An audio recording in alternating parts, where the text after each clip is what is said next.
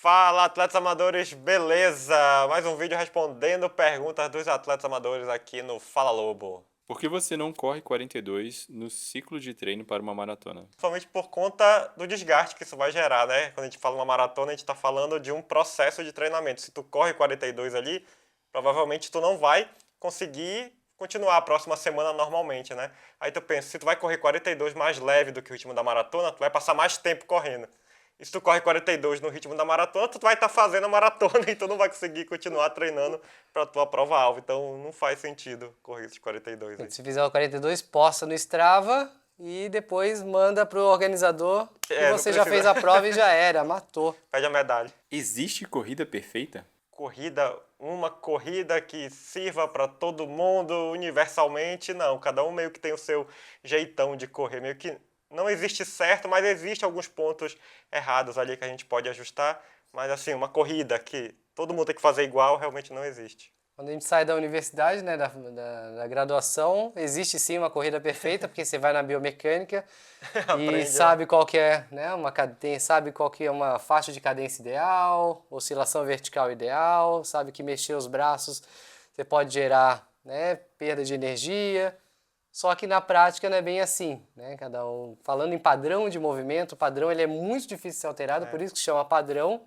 E muito provavelmente, se você corre daquela forma, talvez seja a forma que ao longo dos anos você desenvolveu para se tornar mais otimizada para essas suas características. Mas claro que existem algumas discrepâncias que em alguns momentos precisam ser ajustadas para não só melhorar a performance, mas principalmente para reduzir risco de lesão. O que são zonas de treino? Zonas de treino basicamente mede esforço, né?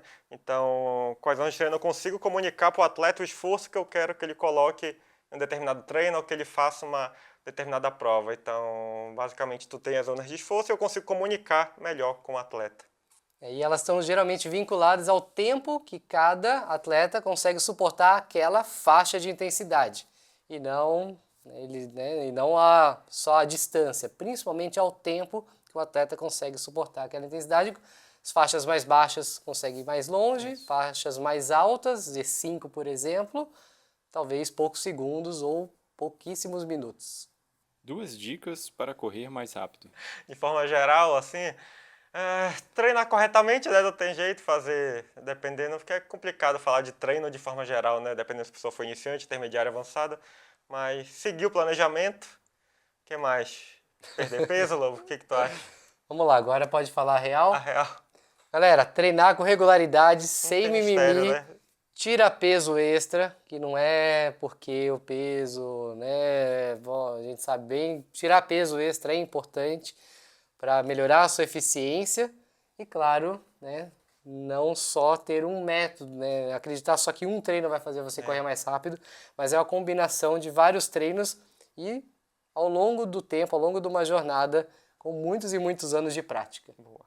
2 dicas para executar o teste de corrida. Fazer um bom aquecimento, não começar já a chegar e correr, fazer o teste de uma vez, é importante aquecer, preparar o sistema metabólico, meio que demora um pouco para pegar no tranco ali, acho importante fazer um bom aquecimento, controlar o ritmo no começo, não sair muito forte e quebrar no final ali, normalmente o começo tende a ser mais tranquilo e no final é normal ser mais sofrido. Mais alguma dica? E parar de medo do teste, né? Porque se vai já com medo do teste, você já vai começar com barreira, com limitação. Vai pra cima, manda a bala, faz o máximo e se errar, não tem problema, é melhor errar para mais de ter quebrado e depois você ajusta nos próximos do que, né, errar para menos porque quis ser conservador, porque quis não gastar muita energia e não sofrer. O teste tem que sofrer mesmo, tem que ir até o limite para o treinador conseguir usar isso ao seu favor. Boa. A experiência ajuda a melhorar os testes futuros também. Qual a diferença entre fartlek e intervalado?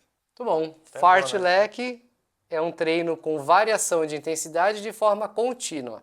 E não só variação de intensidade, você pode até variar terreno, altimetria. É um treino misto, vamos dizer assim, que de forma contínua você não tem tanto uma aceleração máxima quanto um repouso parado. Já o intervalado, treino intervalado, você tem séries bem objetivas com estímulo máximo e a recuperação ela tem que ser o mais leve possível para você conseguir se recuperar para a sequência das séries e tentar fazer, claro, o melhor a cada série ou gabaritar, tentar manter continuidade e a constância do início até o fim.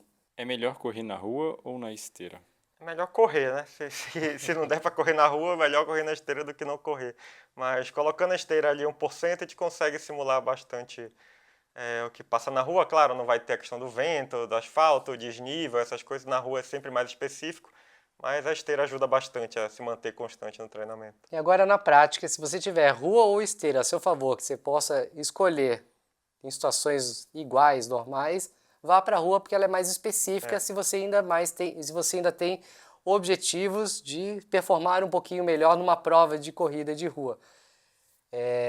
A esteira, por mais que você faça o ajuste ali de inclinação para ajustar a fisiologia e tal, o estresse fisiológico não tem jeito, você tem muitos fatores específicos que a rua vão te ajudar a desenvolver.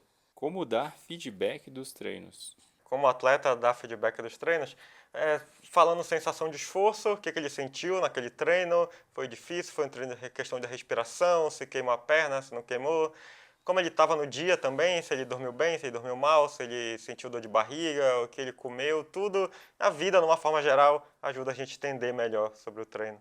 Porque a gente olha os dados, os números e às vezes precisa dessas informações, às vezes não, na grande maioria das vezes precisa dessas informações para validar os dados que foram gerados. E claro, tem algumas variáveis diferentes, como a esteira, por exemplo, ela gera dados ruins. Aí nesse caso, quem fizer um treino em esteira precisa dar um feedback mais objetivo de ritmo, se conseguiu seguir ou não a proposta. Mas quanto mais informações você passar para o seu treinador, tiver conexão com ele, melhor. Por que precisa aquecer antes da prova? Primeiro, eu gosto por causa da questão da lubrificação das articulações, tá? Quando a gente movimenta, a gente solta um líquido ali que lubrifica as articulações, já ajuda na questão do movimento. O sistema metabólico meio que demora para a gente começar a usar glicose e gordura como fonte de energia. Então, tu já deixa meio que esse sistema pronto para a hora da largada. Dá uma questão, a preparação psicológica também ajuda, para não estar frio, né? Tu já vê que a perna tá solta, tá bom hoje. Então, dá essa ajuda, eu acho.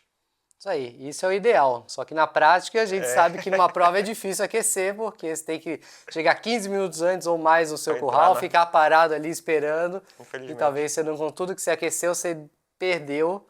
Aí o que a gente faz, se for uma prova longa, a gente aquece, faz tudo isso que o Digão falou. Aí nos primeiros minutos de prova, cuidado justamente para não estourar, que é que na prática acontece. Cuidado para não estourar. Usa a prova os primeiros minutos para entrar nesse aquecimento e não hiperventilar e, claro, colocar em risco também toda a sequência dela. Acabou. Show. Caraca. A máquina.